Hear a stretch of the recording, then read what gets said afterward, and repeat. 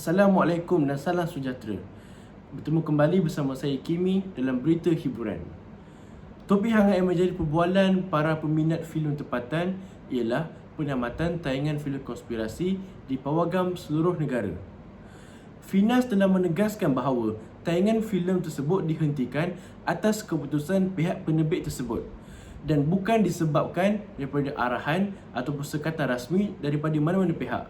Menurut Ketua Pegawai Eksekutif Finas, Dato' Azmi Saifuddin Muttalib, hasil semakan bersama bahagian wajib tayang dan pengendali pawagam mendapati arahan menghentikan tayangan datang daripada pengedar filem itu sendiri.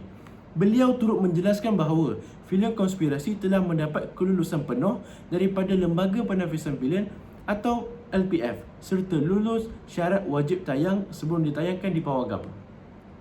Filem ini diarahkan oleh pengarah yang terkenal dengan karya bergenre aksi dan thriller.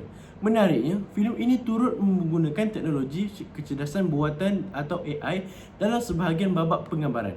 Konspirasi dibintangi oleh pelakon-pelakon terkenal seperti Dato' Adi Putra, Sarimah Ibrahim dan juga Hisham Hamid. Filem ini menjadi filem antara naskah tempatan yang dinantikan oleh para penonton. Namun, isu ini turut membuka pembincangan mengenai cabaran industri filem Malaysia pada masa kini.